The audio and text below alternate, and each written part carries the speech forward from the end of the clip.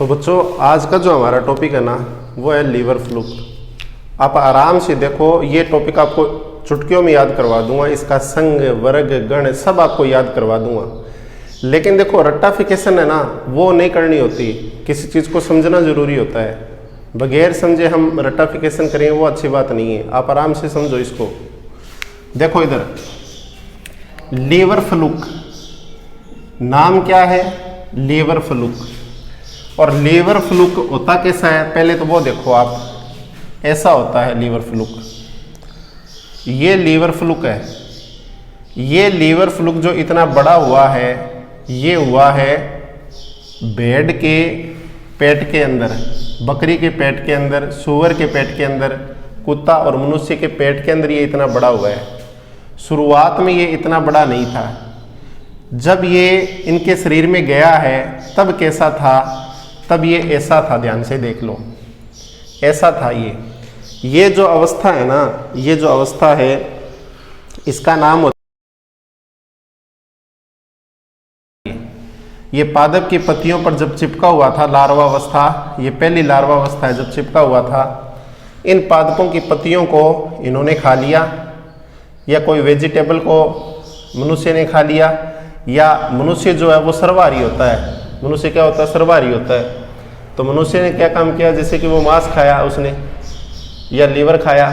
Liver का मतलब जो कलेजी नहीं होती, बकरों की कलेजी होती है, मुर्गी की कलेजी होती है, उनको खाता है, मांस खाता है। उनके अंदर इसका संक्रमण था, इस लीवर फ्लूक का, तो मनुष्य के शरीर में चला गया। तो इसलिए कहते हैं कि मांस को है ना कभी भी कच्चा नहीं खाना चाहिए। मांस को कभी भी कच्चा नहीं खाना चाहिए, उसको पूरा पका करके खाना चाहिए। यदि अध कच्चा मांस हमने खा लिया ना तो हमें भी लीवर फ्लूक हो सकता है।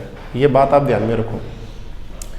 तो देखो बच्चों, लीवर फ्लूक आपको नाम से पता लग रहा है लीवर फ्लूक है, लीवर में मतलब यकृत में आपको मिलेगा ये, ठीक है। लेकिन अब आप ध्यान से देखो, इसका वैज्ञानिक नाम क्या है? फेसियोला हिपेटिका। अब आप सोचो सर ये तो याद नहीं हो रहा है, याद मैं करवाऊंगा, मेरी गारंटी है इस बात की। फेसियोला हिपेटिका ये इसका वैज्ञानिक नाम है, और इसका संघ है प्लेटीहेल्मिन्थीज, प्लेटीहेल्मिन्थीज, और वर्ग है इसका ट्रिमेटोडा। क्या वर्ग है? ट्रिमेटोडा। आप इस नाम से याद करो, प्लेट से, प्लेट से आप याद करो, प्लेट से। प्लेट में हम क्या खाते हैं? प्लेट में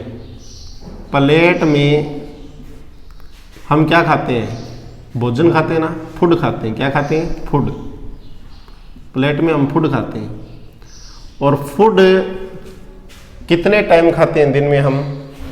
जैसे सुबह का नाश्ता और दोपहर का लंच और रात को डिनर करते हैं, ठीक है। मतलब 3 टाइम खाते हैं, 3 टाइम, ठीक है। ये बात आप ध्यान में रखो, इससे आपको पूरा याद हो जाएगा। ये ट्रिक है। आप देखो प्लेटीहेल्मिन्थीज, प्लेट से प्लेटीहेल्मिन्थीज, इसका संग हो गया, ये इसका क्या हो गया? संग। प्लेटीहेल्मिन्थीज से ये इसका संग हो गया, और अफ से क्या हो गया? फेसियोला हिपेटिका। अफ से क्या हो गया? फेसियोला हिपेटिका। यानी प्लेट में भोजन खाते हो। प्लेट क्या काम आती है? भोजन खाने के काम आती है। दिन में 3 टाइम खाते हो आप खाते तो 20 टाइम हो, लेकिन मैंने कम बताया है।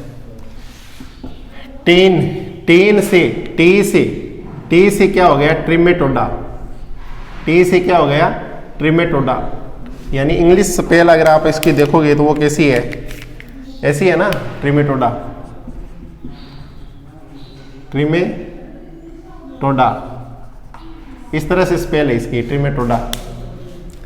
तो टी से क्या हो गया? ट्रिमेटोडा हो गया ना। गण इसका क्या है? डाइजीनिया। अब सर डाइजीनिया भी याद नहीं हो रहा, भी याद हो जाए, टेंशन मत करो, मैं हूं ना, टेंशन नहीं। प्लेट में भोजन खाया 3 बार खाओगे तो कई बार जैसे आलू खा लेते हो, समोसे खा लेते हो, तो क्या हो जाती है? डाइजेशन बिगड़ जाती है ना आपकी। डाइजेशन की प्रॉब्लम हो जाती है कि नहीं हो जाती? डाइजेशन आपका डाइजेस्टिव सिस्टम बिगड़ जाता है ना, तो डाई से का क्या नाम याद करोगे आप? डाइजीनिया। क्या नाम याद करोगे? डाइजीनिया। तो ये आपका वैज्ञानिक नाम, इसका संघ, इसका वर्ग और इसका गण, चारों याद हो गए ना। प्लेटीहेल्मिन्थीज संघ है, फेसियोला हेपेटिका इसका वैज्ञानिक नाम है लीवर फ्लूक का, और टेन से आपने ट्रिमेटोडा नाम याद रख लिया और डाइजेशन हो जाएगी। कभी समोसे खा लेते हो, कभी आलू आप लोग खा लेते हो, तो डाइजीनिया इसका गण याद हो गया। अब बच्चों ये आपको मिलता कहाँ है? इनके अंदर मिलता है, यानी ये बड़ा किस में होता है? इनमें होता है।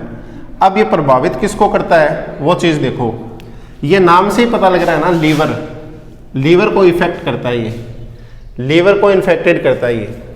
तो लीवर आपने ये देखा है इस तरह से, ये ऐसे ऐसे लीवर होता है, ऐसे ऐसे ऐसे ये लीवर होता है कि नहीं होता? और लीवर के पास में ही क्या होती है? गल ब्लैडर होती है ना, गल ब्लैडर होती है लीवर के पास में, यानी पित्त की थैली होती है। अब वो पित्त की थैली कैसी होती है वो आप ये देखो। सबसे पहले तो आप ये देखो, जो कलेजी है वो वास्तविक रूप में कैसी होती है? कलेजी, जिसको लीवर बोलते हैं, यकृत बोल देते हैं, वो ऐसा होता है। ये देखो, ये है, ये बिल्कुल स्वस्थ लीवर है, ये स्वस्थ लीवर है। और इस लीवर को, इस लीवर के अंदर क्या है? वाहिनियां हैं, और वाहिनियां कैसी दिख रही है आपको? ऐसी दिख रही है। देखो, ये लीवर भी है और ये गल ब्लैडर भी, दोनों साथ में है। जब ये इन्फेक्टेड हो जाएगा तो कैसा हो जाएगा? वो देखो, ऐसा हो जाएगा, इन्फेक्टेड हो गया। देखो अब इसमें हुआ क्या है? लीवर सड़ चुका है, लीवर क्या हो गया? सड़ गया। आपका लीवर, यकृत इसमें सड़ जाता है। अब हमारी किताब इस नाम को बोलती है, सड़ जाने को क्या बोलती है? विल्गन,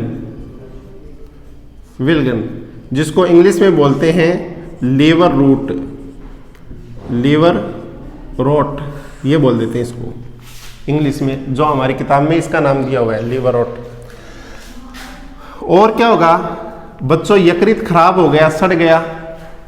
सड़ने से क्या हुआ? हमारी उपापचय क्रिया है ना, वो प्रभावित हो जाएगी।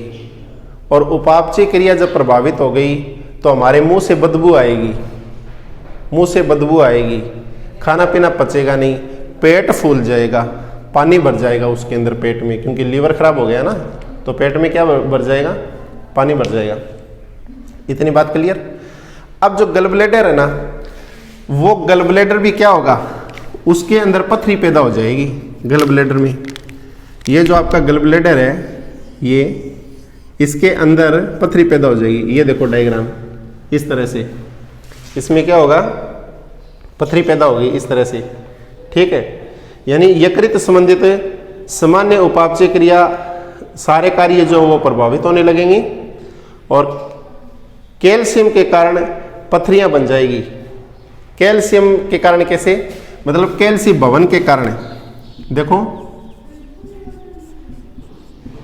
कैल्शियम भवन। अब बच्चों कैल्शियम भवन क्या होता है? भवन का मतलब क्या होता है? कमरा। भवन का मतलब मकान या कमरा। मकान किससे बनता है? एक एक ईंट से, एक एक ईंट से। तो कैल्शियम जब इकट्ठी होगी ना, ये कैल्शियम, इस पे 2 पॉजिटिव चार्ज होता है ना, आपको पता है। कैल्शियम जब इकट्ठी होगी, ये कैल्शियम, ये कैल्शियम, अब ये एक एक ईंट जब इकट्ठी होगी ना, तो ये भी भवन बना लेगी। भवन का मतलब क्या है कि ये पत्थर बना लेगी, पत्थर, इस तरह से पत्थर बना लेगी ये गल ब्लैडर में। अब गल ब्लैडर की जो थैली होती है ना, आप ध्यान से देखो इस चित्र को। इस चित्र में गल ब्लैडर की थैली आपको, जैसे ये लीवर है, लीवर है ये, इस लीवर में गल ब्लैडर की थैली आपको कैसी मिल रही है? इस तरह से, इस तरह से उल्टी मिल रही है, यानी नीचे मुंह है इसका, ऐसे है। तो जब पत्थर यहाँ पे हो जाएंगे, इस जगह यहाँ पे पत्थर हो गए, तो ये बाहर नहीं निकल पाएंगे शरीर से। इसलिए क्या करते हैं, इस पूरी थैली को ही हमें निकलवाना पड़ता है, पित्त की थैली को ही हमें निकलवाना पड़ेगा। जब लीवर फ्लूक मनुष्य के शरीर में चला जाएगा तो वो क्या करेगा, लीवर को तो खराब कर ही देगा और वो पित्त को भी खराब कर देगा, पित्त की वाहिनियों को भी खराब कर देगा ना। और क्या करेगा, पित्त की वाहिनियों को खराब कर दिया और पित्त की थैली में पथरी पैदा कर देगा, जिससे पूरी की पूरी पित्त की थैली जो है वो निकलवानी पड़ेगी। अब ये जीव जंतुओं को कैसे प्रभावित करता है, जैसे मान लो भेड़ ने खा लिया, याद रखो इस बात को, सबसे ज्यादा ये बीमारी है ना भेड़ में होती है, भेड़ में सबसे ज्यादा ये बीमारी होती है। अब भेड़ ने ऐसी जड़ी बूटी खाई जिस पर इसकी लार्वा अवस्था चिपकी हुई थी, उसको भेड़ ने खा लिया। भेड़ ने खाने के बाद में इसके भेड़ के शरीर के अंदर ये गया। अब शरीर के अंदर क्या करेगा, ये वृद्धि करेगा। जब ये वृद्धि करेगा तो ये बढ़ करके कितना साइज बढ़ा लेगा अपना, ये 3 सेमी से, मतलब 3 सेमी इसका मैक्सिमम साइज होता है जो हमारी किताब बता रही है, लेकिन कुछ जगह इसका 6 सेमी साइज दिया होता है, 6 सेमी। लेकिन आपको इसका साइज याद कितना करना है, आपको ये याद करना है 1.8 सेमी से 3 सेमी आपको याद करना है। इसका साइज आपको कितना याद करना है, 1.8 से 3 सेमी। बताता हूँ मैं, रुको 1 मिनट, टेंशन मत करो।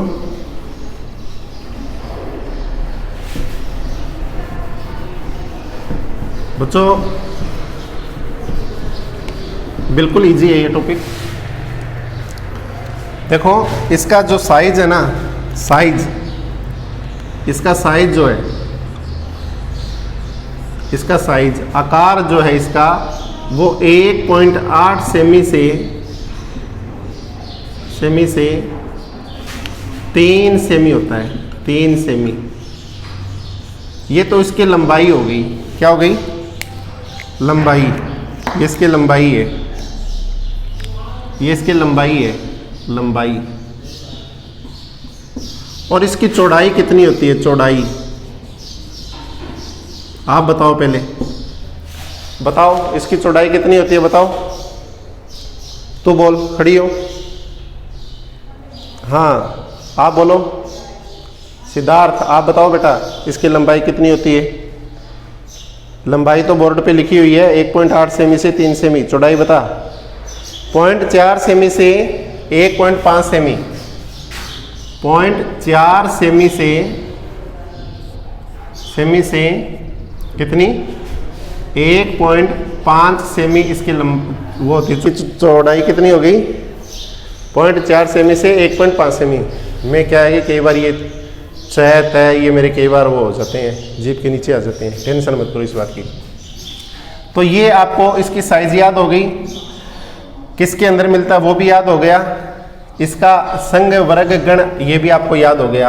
अब बच्चों बात सुनो, सबसे ज्यादा इन्फेक्टेड होता है इससे भेड़, सबसे ज्यादा भेड़ जो है वो सबसे ज्यादा प्रभावित होती है लीवर फ्लूक से। लीवर फ्लूक जैसे ही भेड़ के आंत में, पेट में, लीवर में और पित्त में गया तो इसको ये ऐसे प्रभावित कर देता है कि इसके शरीर पर जो बाल होते हैं ना, ऊन होती है, वो बाल झड़ने शुरू हो जाते हैं, इसके बाल झड़ जाएंगे और ये बिल्कुल दुबली पतली हो जाएगी और अगर समय पर इलाज नहीं होगा तो अंत में इसको मरना पड़ेगा। शुरुआती स्टेज में इसका इलाज संभव है। अगर हमने ये देख लिया कि इसके लक्षण प्रकट हो रहे हैं शुरुआत में कि उसके बाल झड़ रहे हैं, दूध उत्पादन कम हो गया, दूध का उत्पादन कम हो गया, ये हमें पता लग गया। अब अगर हम उसका इलाज नहीं करते हैं, इलाज किससे करेंगे, एल्बेंडाजोल वगैरह जो टेबलेट आती है ना, कीड़ों को, पेट के कीड़ों को मारने की जो टेबलेट आती है, वो टेबलेट अगर हमने मतलब उनको दी, एल्बेंडाजोल तो वैसे देखो मनुष्य को दी जाती है, भेड़ के डॉक्टर जो है वो उनको अलग सुजेशन कर देंगे। तो जैसे समय पर अगर इलाज हो गया तो भेड़ बच सकती है, ठीक है। लेकिन अगर इस रोग की अधिकता हो गई, बढ़ गया, रोग बढ़ गया, तो क्या होगा, उसका इलाज संभव नहीं है। फिर क्या होता है कि जो बेड रखने वाले जो इंसान है, जो रेवड़े रखते हैं, उनका जैसे 400, 500, 50, 100, 150 इस तरह से उनके पास बेड होती है, तो उनकी बेड क्या हो जाएगी, मर जाएगी और उनको बहुत बड़ा नुकसान होगा। तो इससे क्या होगा, आर्थिक नुकसान हो जाएगा इससे। कि नंबर 1 याद हो जाएंगे आपको अभी। नंबर 1 यकृत विगलन होने लगता है। यकृत विगलन होने लगता है।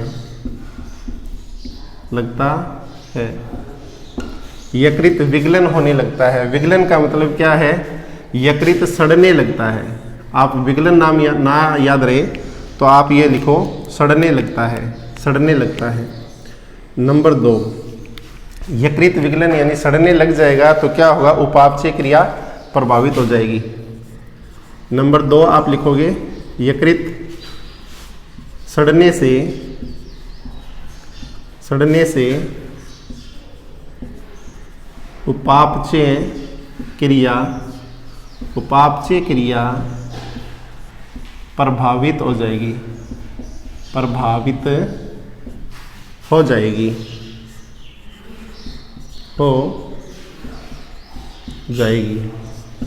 ये जो नंबर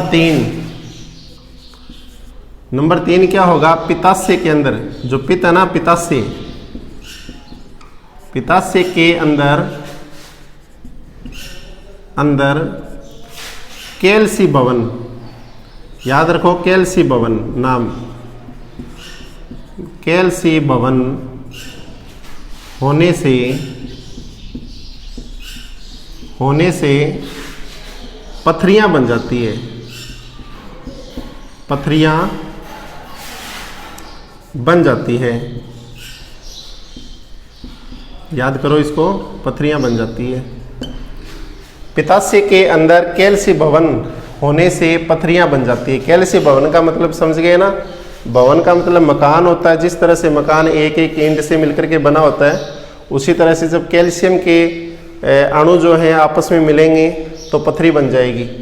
और गल ब्लैडर जो है यानी पित्ताशय जो है वो कैसा होता है, नीचे होता है ऐसे, ठीक है।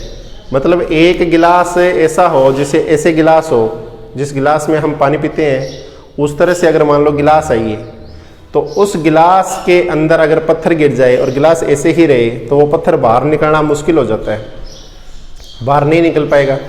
तो उसी तरह से थैली ऐसे होती है गल ब्लैडर की, अगर उसके अंदर पत्थर बन गए तो वो बाहर नहीं निकल पाते, इसलिए हम क्या करेंगे, पित्त की थैली को ही निकलवा देते हैं। आगे बात समझ में। और क्या होगा बच्चों, सबसे ज़्यादा ये रोग किस में हो रहा है, बेड में हो रहा है। याद रखो पेपर में आता है कि सबसे ज़्यादा ये रोग किस में होता है, बेड में होता है। अब बेड में इस रोग होने से क्या होगा, बेड के बाल झड़ेंगे, बेड के शरीर के बाल झड़ने लगते हैं, झड़ने लगते हैं, जिससे क्या होगा, जिससे ऊन उत्पादन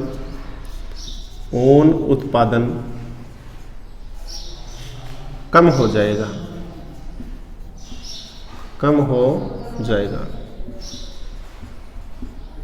एग्जाम में सीधा प्रश्न आएगा कि लीवर फ्लूक से होने वाले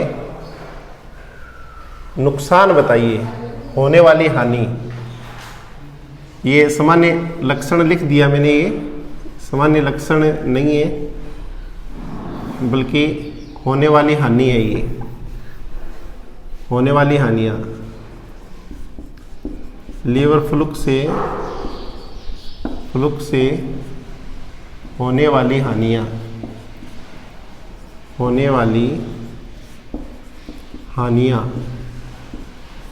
तो ये हानियाँ हैं बच्चों, ठीक है। लीवर फ्लूक से होने वाली हानियाँ है ये। लीवर फ्लूक से कौन कौन से अंग प्रभावित होते हैं, उनसे क्या क्या नुकसान होता है, आर्थिक नुकसान क्या हो रहा है, वो है ये। ठीक है, इसके अलावा बच्चों भेड़ के शरीर के बाल झड़ने लगते हैं, जिससे ऊन उत्पादन कम हो जाएगा। और क्या होगा प्यारे बच्चों, ध्यान से देखो। अब देखो, भेड़ का शारीरिक स्वास्थ्य ही खराब हो गया, शारीरिक स्वास्थ्य खराब हो गया तो उसमें मांस का उत्पादन भी कम होगा, और मांस का उत्पादन कम होगा तो दूध का उत्पादन भी कम होगा। तो भेड़ के दूध उत्पादन में, ये लिखो, दूध उत्पादन में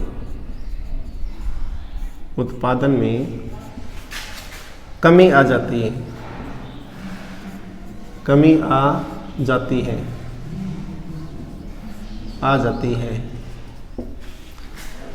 भेड़ के दूध उत्पादन में कमी आ जाती है। सिर्फ ये इतने ही नुकसान हैं, हमारी किताब के अकॉर्डिंग ही चलेंगे। अगर मैं चाहूँ तो आपको इस पे पूरी बुक लिखवा सकता हूँ, लीवर फ्लूक पे भी, क्योंकि बड़ी क्लासों में लीवर फ्लूक की बहुत बड़ी डिटेल होती है, बहुत बड़ी जानकारी, बहुत लंबी चौड़ी जानकारी होती है। अब बच्चों, इसका इलाज क्या है वो देखो, या आप उतार लो अगर उतारना चाहो तो, और रिवाइज कर लो थोड़ा सा। लीवर फ्लूक से होने वाली हानियाँ क्या है? यकृत विगलन होने लगता है, यकृत सड़ने से उपापचय क्रिया प्रभावित हो जाएगी, पित्ताशय के अंदर कैल्शियम भवन होने से पथरियाँ बन जाएगी, भेड़ के शरीर के बाल झड़ने लगते हैं जिससे ऊन उत्पादन कम हो जाएगा, और भेड़ के दूध उत्पादन में कमी आ जाएगी। ये इससे होने वाली हानियाँ। अब आगे देखो, आगे बहुत इंपॉर्टेंट टॉपिक है जो एग्ज़ाम में पक्का आएगा। आगे वाला टॉपिक बहुत इंपॉर्टेंट है, टाइम नहीं लगाएंगे हम, ओनली 2 मिनट में पूरा कर देंगे इसको, 2 मिनट में पूरा कर देंगे। आप यदि नोट्स बनाना चाहते हो तो स्क्रीनशॉट ले लिया करो, साथ में नोट्स बना लिया करो। ठीक है, इतना आसान भाषा में आपको कोई नहीं करवाएगा। देखो बच्चों, शुरुआत में औषधियों के उपचार से रोगी को बचाया जा सकता है, पशु को सफलतापूर्वक ठीक किया जा सकता है। शुरुआत के अंदर लिख देता हूं मैं, शुरुआत में औषधियों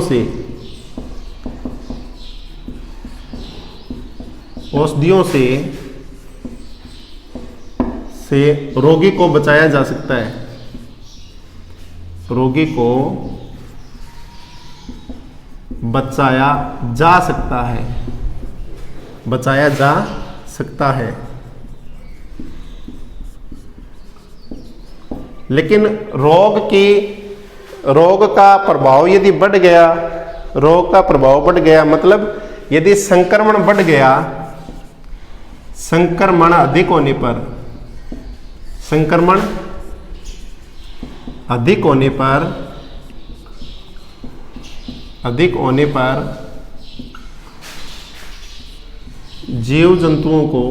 जीव जंतु नाम मैंने क्यों लिखा है बच्चों, कशेरुकी जीव जो होते हैं ना, कशेरुकी जीव, यानी भेड़ है ये कशेरुकी जीव है ना, इनके अंदर ही तो होता है ये लीवर फ्लूक, कशेरुकी जीवों में होता है। तो संक्रमण अधिक होने पर जीव जंतु को बचाना मुश्किल हो जाता है। मुश्किल क्यों हो जाता है ये आपको मैं अच्छी तरह से बताऊंगा अभी। बचाना मुश्किल हो जाता है। क्यों मुश्किल हो जाता है वो देखो बच्चों, ये आपका लीवर है, मान लो ये आपका नहीं है क्योंकि आप तो स्वस्थ हो, ये किसी रोगी भेड़ का लीवर है, ये सिंपल सा बना देता हूँ मैं, ठीक है। ये इस तरह से लीवर है। इस लीवर में यहाँ पर क्या है, गल ब्लैडर, ये देखो ये गल ब्लैडर है इस तरह से, और ये इसकी वाहिनियाँ इस तरह से ये वाहिनियाँ हैं, ठीक है। अब इन वाहिनियों तक औषधि का पहुंचना मुश्किल हो जाता है, क्योंकि आपको पता है जब हम कोई भी दवा देंगे मुंह के द्वारा उसके अंदर डालेंगे, जैसे किसी बोतल में हमने जैसे मान लो टेबलेट ले ली, और टेबलेट को पानी में रिजोल्व कर लिया। रिजोल्व करने के बाद में हमने किसी बोतल से उसके पशु के पेट में डाल दी वो, ठीक है। पेट में डालने के बाद वो दवा कहाँ पे जाएगी? आंत में जाएगी, उसके पेट में जाएगी। अब पेट के अंदर छोटी आंत होती है, वो छोटी आंत क्या करेगी? उसको पचाएगी। पचाने के बाद वो चीज़ें कहाँ जाएगी? रक्त वाहिनियों द्वारा उसके पूरे शरीर में जाएगी। अब उसका सूक्ष्म दवा का सूक्ष्म असर जो है ना वो यहाँ तक पहुँचेगा, जिससे इस रोग पर कोई प्रभाव नहीं पड़ेगा, फ्लूक पर कोई प्रभाव नहीं पड़ेगा। फ्लूक जैसा है वैसा का वैसा रहेगा। तो हम उसको ठीक नहीं कर पाएंगे। ठीक नहीं कर पाएंगे तो पशु क्या होगा? मर जाएगा। जो भेड़ बकरी है हमारी पशुधन है वो क्या होंगे? मर जाएंगे। तो मैं यही बात लिखूंगा यहाँ पर कि संक्रमण अधिक होने पर जीव जंतु को बचाना मुश्किल हो जाता है। क्यों हो जाता है? अब मान लो एग्जाम में यही प्रश्न आ गया, ये प्रश्न आ गया कि लीवर फ्लूक की अधिकता होने पर, संक्रमण अधिक होने पर जीव जंतु को क्यों नहीं बचाया जा सकता? क्यों नहीं बचाया जा सकता वो आप ध्यान से देखो, आप लिख लो चाहे, क्यों नहीं बचाया जा सकता। आप ये लिखो, यकृत व पित्ताशय की वाहिनियों तक